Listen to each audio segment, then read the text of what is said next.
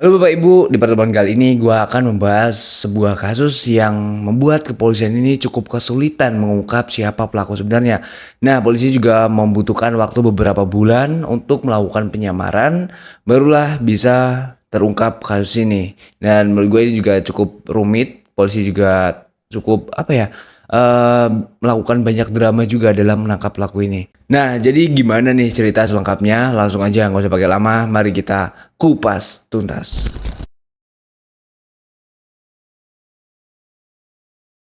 Pagi itu bertanggalkan 2 Februari 2009. Seperti biasanya, Nadia Gel itu dibangunkan oleh suaminya yang bernama Ronald Sayer. Mereka berdua baru aja menikah dan kurang lebih baru 8 bulan menjalin pernikahan. Bisa dibilang pengantin baru, Pak. Nah, saat itu emang keduanya ini sedang menjalani LDR. Jadi saat itu Nadia ini bekerja sebagai teknisi veteriner dan sebagai asisten manajer di Toys R Us. Sebelum berangkat, seperti biasanya Pak, Nadia ini mempersiapkan bekal makan siang dan ya nggak lupa menggunakan jaket buat menghadapi musim dingin. Dia juga menggunakan topi wol berwarna merah muda supaya kepalanya tetap hangat. Sekitar jam 8.45, Nadia Gel ini berpamitan dengan anjingnya, lalu berangkat keluar rumah, berjalan menuju halte bus tempat dia biasa berhenti. Gak lama dari itu, para tetangga sekitar rumahnya mendengar suara letupan keras menembus udara pagi. Nah, hal ini sontak aja ngebuat mereka kaget karena nggak biasanya di pagi hari ada suara seperti itu. Kan kalau emang ini sekiranya suara petasan, kayaknya nggak mungkin banget karena salju juga cukup tinggi di pagi itu. Dan mereka juga yang sedang beraktivitas ketika berhenti dan mencari tahu apa yang sebenarnya terjadi di luar sana. Tapi pada kenyataannya mereka nggak bisa melihat apa-apa dan memang ya nggak ada orang yang menyalakan petasan. Sekitar pukul 9.30 pagi, seorang wanita yang sedang jogging pagi di lingkungan tersebut melihat sesuatu yang cukup aneh di tumpukan salju. Wanita itu coba mendekat dan seketika apa yang dia lihat membuatnya kaget, Pak. Tubuh Nadia Gel sudah tergeletak nggak bernyawa dan topi yang dia gunakan juga udah terpisah dari tubuhnya, Pak. Wanita itu langsung mencari bantuan dan coba menghubungi pihak berwajib. Ketika petugas tiba di lokasi beberapa menit kemudian, udah jelas nih bahwa nggak ada harapan lagi untuk bisa menyelamatkan nyawa Nadia. Nadia lalu dibawa ke rumah sakit setempat dan dinyatakan sudah meninggal dunia, Pak. Hasil otopsinya itu menunjukkan bahwa Nadia telah ditembak di dada lalu ditembak lagi di jarak dekat di pelipis kirinya. Ya wajar aja kalau dengan itu dia bisa meninggal dan mungkin dia meninggal setelah tembakan di pelipisnya. Sementara itu Pak, keluarga Nadia yang berada di luar kota coba mencari keberadaannya. Mereka ini gak sadar bahwa telah terjadi sesuatu yang mengerikan terhadap Nadia. Begitupun dengan orang kantor Nadia, manajer tokonya yang gak ngelihat kehadiran Nadia, mereka coba menghubunginya. Tapi telepon Nadia gak diangkat. Nah, mereka lalu menghubungi pihak keluarga Nadia. Salah satunya adalah kakak dari Nadia yang bernama Daniel. Daniel yang dapat panggilan dari orang kantor tersebut, dia langsung mengangkat teleponnya dan kemudian dia baru sadar bahwa ya ada sesuatu yang emang kayaknya nggak beres yang telah terjadi dengan adiknya.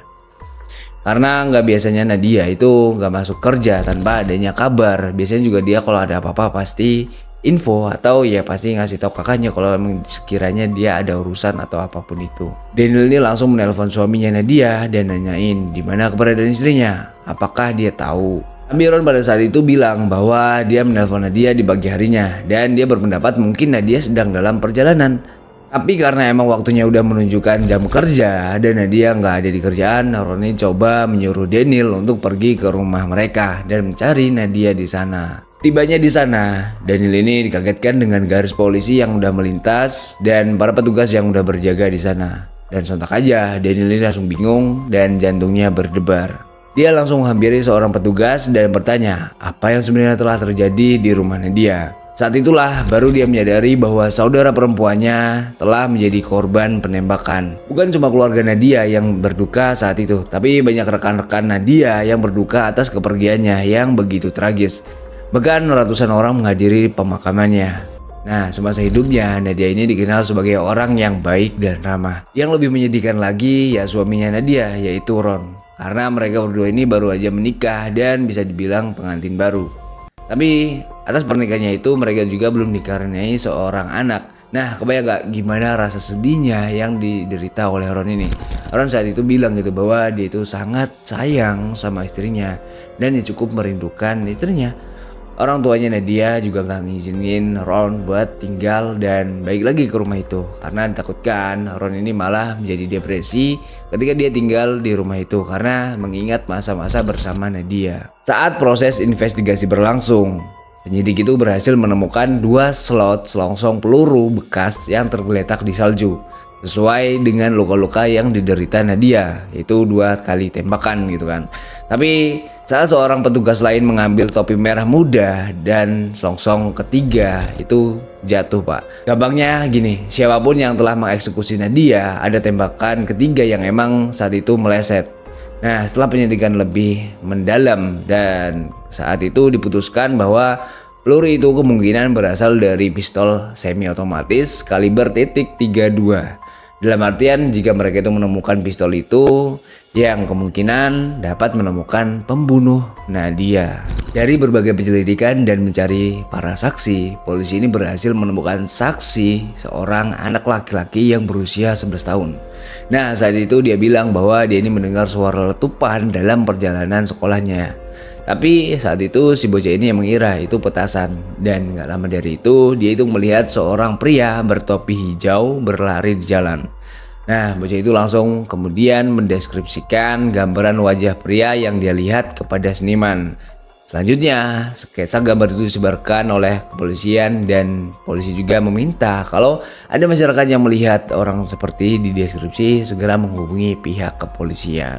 Polisi juga di sini belum bisa menyatakan bahwa itu pembunuhan yang gak sengaja atau emang pembunuhan yang direncanakan oleh orang yang gak suka sama Nadia. Penyelidikan dimulai dari orang terdekat Nadia terlebih dulu, terutama suaminya. Tapi di sini gak ada sesuatu kejanggalan dari si Ron. Karena dia ini merupakan pria yang cukup baik dan gak punya masalah kriminal. Dia juga bukan seorang pecandu judi dan sepertinya gak mungkin kalau Ron ini membunuh istrinya sendiri yang baru aja dia nikahi bahkan, ya kan. Tapi entah kenapa para kepolisian ini ada menaruh sebuah kecurigaan terhadap Ron. Atas kecurigaan itulah pihak kepolisian ini mulai mengawasi gerak-gerik Ron. Nah, dari sini mulailah timbul sebuah jejak penyelidikan baru dan fakta-fakta baru yang semakin menguatkan bahwa ada sesuatu terhadap Ron. Saat itu terpantau Ron ini keluar dari rumah dan pergi ke sebuah telepon umum menggunakan hoodie dan topeng sky dan melihat sekelilingnya ya seolah seperti orang yang sedang bersembunyi gitu dari sesuatu. Nah, sejauh ini selama penyelidikan diketahui Ron ini ya sebenarnya punya HP. Lalu buat apa gitu dia menyelinap dan secara sembunyi-sembunyi menggunakan telepon umum? Ya menimbulkan sebuah pertanyaan kan di sini tuh. Itu baru fakta pertama dan masih ada beberapa fakta lagi yang semakin membuka pintu penyelidikan. Sehari setelah pemakaman Nadia, seorang petugas itu nggak sengaja melihat Ron itu mencium wanita lain di dalam mobilnya. Atas hal inilah timbul sebuah dugaan yang semakin menguatkan kecurigaan kepolisian terhadap Ron.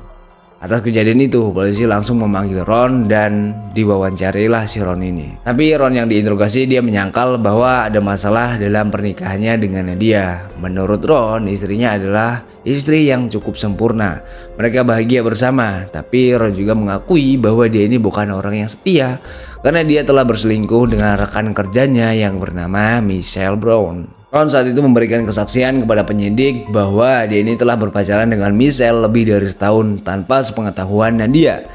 Tapi dia juga mengaku telah mengakhiri hubungan mereka sebelum dia menikah dengan Nadia. Nah, tapi nggak lama kemudian dia kembali berselingkuh dengan Michelle. Bahkan ada bukti percakapan dari keduanya yang menduga bahwa Michelle ini telah hamil, Pak. Mereka berdua juga telah membicarakan nama untuk bayi itu. Tapi apa mungkin perselingkuhan Ron ini menjadikannya sebagai seorang pembunuh? Ron juga punya alibi yang cukup kuat karena pada saat pembunuhan Nadia, Ron ini terpantau kamera berada di bank dan kemudian berada di gedung pengadilan. Dan gak akan mungkin dia bisa melakukan penembakan kepada Nadia di hari itu. Tapi semakin pihak kepolisian menyelidiki lebih mendalam tentang kehidupan rumah tangga Ron dan Nadia, terungkap nih bahwa pasangan ini terlilit hutang yang cukup besar dengan cicilan di kartu kredit mereka itu senilai lebih dari 25 US dollar. Jadi pasangan ini berjuang untuk membayar cicilan bulanan mereka. Tapi mereka masing-masing ini mempunyai asuransi jiwa senilai $500 yang bisa aja melunasi hutang mereka sepenuhnya jika sesuatu terjadi dengan mereka. Tapi nggak ada bukti yang emang menguatkan Ron ini sebagai pelaku penembakan istrinya. Dan pihak kepolisian yang emang dari awal udah mencurigai Ron, mereka harus mengambil sebuah tindakan yang lebih serius untuk menyelidiki kasus ini sampai terungkap siapa pelaku sebenarnya.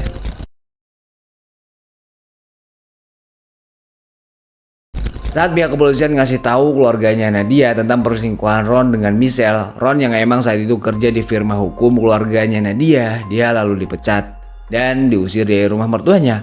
Setelah dipecat dari pekerjaan lamanya, Ron ini berhasil mendapatkan pekerjaan baru di toko furnitur. Tapi di sini Ron ini nggak tahu bahwa ada seorang petugas kepolisian yang sedang menyamar dan mengintai Ron di sana. Selama beberapa bulan berikutnya, petugas ini berteman dengan Ron. Diam-diam, petugas ini juga merekam percakapan mereka. Mereka berdua menjadi sepasang sohib yang bisa dibilang akrab. Karena di sini Ron juga nggak menyadari bahwa dia telah berteman dengan seorang detektif yang sewaktu-waktu bisa mengungkap kebenaran sebenarnya. Saking dekatnya Ron dan detektif ini, mereka itu sampai-sampai kemana-mana bareng, main basket bareng, makan siang bareng, nongkrong sehabis pulang kerja, sampai mendatangi klub ya mereka ini tetap bareng pak. Nah di sini detektif ini mulai mendekati Ron dengan cerita rumah tangganya. Dia menceritakan kepada Ron kalau emang rumah tangganya ini sedang dalam masalah dan dia meminta pendapat Ron yang emang udah menikah. Apa yang akan dia lakuin jika dia berada di situasi seperti itu.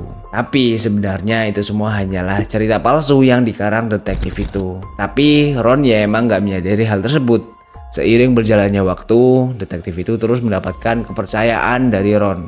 Sampai suatu hari, Ron ini menyebutkan sebuah usaha bisnis yang emang sedang ia pertimbangkan. Ron saat itu bercerita kalau dia dan kedua temannya berencana akan membeli sebuah bisnis penyewaan lokal. Nah, detektif itu coba lebih dalam lagi masuk ke dalam pertemanan Ron. Dan dia bilang bahwa dia ini mungkin tertarik untuk berinvestasi. Tapi sebelumnya dia memerlukan sedikit informasi terlebih dahulu. Nah, oleh karena itu detektif itu diundang untuk mengunjungi properti itu bersama Ron dan kedua rekannya. Dari pertemuan itu, detektif ini dipertemukan dengan dua teman dari Ron, yaitu Dennis Zvolensky dan Nashat Kahwas. Detektif itu juga menyadari bahwa mungkin itu jalannya menemukan kebenaran terkait dengan pembunuhan Nadia. Perlahan-lahan detektif ini membangun hubungan dengan mendapatkan kepercayaan dari mereka, dan hal ini ya seperti hal yang dia lakuin terhadap Ron. Sementara itu, detektif ini juga sering menceritakan masalah rumah tangganya kepada Dennis dan Kahwas. Untuk semakin meyakinkan masalah yang sedang terjadi dalam rumah tangga detektif ini, pihaknya juga melibatkan seorang petugas wanita yang menyamar sebagai istri detektif itu, yang menelpon berulang kali dan marah-marah di telepon itu, Pak. Suatu hari di bulan Juni 2009, setelah mendengar panggilan dan telepon yang cukup penuh keributan, Dennis ngasih tahu kepada detektif itu bahwasannya dia dan Kahwas itu berusaha menyelesaikan semua masalahnya. Yang mereka butuhkan hanyalah pistol dan peredam suara. Maka istrinya akan pergi. Dalam percakapannya itu, Dennis juga nggak menyadari bahwa apa yang telah diomonginnya itu direkam. Dan di situ juga dia menyatakan bahwa melakukan pembunuhan adalah salah satu hal yang paling mudah untuk lolos gitu aja. Dari sini petugas ini menyadari bahwa dia semakin dekat dengan kebenaran kasus kematian Nadia. Detektif ini memanfaatkan tawaran dari Dennis untuk mendapatkan lebih banyak informasi darinya. Dari situ sebenarnya mereka ini juga sudah menyusun rencana untuk membunuh istri fiktif detektif itu. Tapi di sini masih belum ada bukti yang mengarah kalau Ron, Dennis, dan Kahwas terlibat dalam kematian Nadia. Meskipun Dennis dan Kahwas ada kemungkinan yang emang udah dicurigai banget kalau mereka ini ada kaitannya dengan pembunuhan Nadia, tapi mereka berdua ini yang gak pernah mengungkapkan bahwasannya mereka terlibat dalam pembunuhan itu. Tapi di sisi lain, detektif menemukan bukti dan fakta yang cukup mencengangkan sekaligus menjadi terbukanya pengungkapan siapa pelaku sebenarnya pada penembakan Nadia. Jadi gini singkat ceritanya, saat petugas itu sedang menongkrong bareng dengan Ron di suatu malam, detektif itu ngasih tahu Ron bahwa dia dan Dennis ini akan berencana membunuh istrinya. Dia meminta saran apakah itu adalah ide yang bagus atau emang benar-benar Dennis ini bisa dipercaya. Ron yang mendengar pertanyaan itu dia menjawab, ya Dan dia juga secara nggak sadar mengakui bahwasanya dia telah menyuruh Dennis dan Kahwas untuk membunuh Nadia. Dan nggak seorang pun mencurigai hal itu. Dalam pengakuan yang cukup mengejutkan itu, secara nggak sadar Ron ini menguraikan rencana yang udah dibuat bersama kedua sahabatnya. Menurut Ron, Dennis dan Kahwas terlebih dahulu memarkir mobil mereka di lingkungan dekat tempat tinggal Nadia di pagi hari tanggal 2 Februari untuk menunggu Nadia keluar dari rumah. Dan saat Nadia udah keluar dari rumahnya, mereka ini langsung menyerang menembak Nadia sebanyak 2 kali, lalu pergi sebelum ada yang melihat mereka. Dan pada saat Nadia ditemukan, Dennis dan Kahwas sudah lama pergi. Nah, kalian masih ingat nggak? Pas Ron ini secara diam-diam masuk dan menyelinap menggunakan telepon umum setelah beberapa hari pembunuhan Nadia. Yang ternyata Ron saat itu menelpon Dennis. Hal itu dia lakuin untuk menutupi jejaknya. Detektif ini juga nanyain lagi tuh kepada Ron, apa yang emang udah dia kasih kepada teman-temannya sebagai imbalan atas pembunuhan istrinya. Kan itu sebuah pembunuhan yang cukup beresiko. Jadi saat itu Ron berkata ia menjanjikan mereka sebagian uang asuransi jiwa setelah uang itu masuk. Kemudian Ron juga memberikan nasihat lagi kepada detektif supayanya dia memiliki alibi yang benar-benar kuat dan bersikaplah sedih ketika orang bertanya. Dan pada akhirnya setelah 5 bulan melakukan penyamaran, detektif ini sudah cukup untuk melakukan penangkapan karena bukti-buktinya emang udah kuat banget gitu. Pada bulan Agustus 2009, Dennis, Ronald, dan Nazhat Kahwas ditangkap dan didakwa atas pembunuhan Nadia Ghel. Setelah penangkapan, polisi ini mengeluarkan surat perintah penggeledahan rumah Kahwas. Di dalam penggeledahan itu, polisi menemukan sesuatu. Di dalam lemari bawah tanah terdapat sesuatu yang dibungkus rapat dengan plastik dan disembunyikan di ubin langit-langit. Tim penyidik menemukan pistol Mauser semi otomatis kaliber .32 dengan klip yang masih terisi peluru. Dan setelah dianalisa secara forensik, hasilnya menyatakan bahwa itu adalah pistol yang sama yang digunakan untuk membunuh Nadia. Hal itu semakin diperkuat juga setelah DNA Dennis ditemukan pada gagang pistol dan sidik jari pada bungkusan yang dibungkus. Dari percakapan di ponsel keduanya juga, mereka ini mengungkapkan rasa khawatir kalau sidik jari mereka ditemukan pada selongsong peluru bekas yang tertinggal di tempat kejadian. Pada bulan Januari 2012, hampir 2 tahun setelah kematian Nadia, ketiga tersangka ini diadili atas pembunuhan itu. Selama persidangan 4 bulan, jaksa memaparkan banyak bukti di hadapan juri yang menuduh bahwa Ron yang terlibat hutang dan berselingkuh selama setahun. Dia telah mengatur rencana untuk membunuh istrinya dengan meminta kedua sahabatnya ini untuk melaksanakan pembunuhan Nadia. Tapi nggak seorang pun yang menyangka setelah mereka ini berada di dalam ruang sidang, ketiganya ini justru saling menyerang dengan cara yang cukup dramatis dan punya alasan masing-masing. Kahwas yang naik ke mimbar pertama sambil mengeluarkan air mata, dia itu bilang ke juri bahwa ia telah membeli pistol itu senilai 1.700 US dollar. Yang kemudian senjata itu diberikan kepada Dennis. Karena di awalnya Kahwas itu mengira Dennis akan menggunakannya untuk merampok beberapa pengedar narkoba.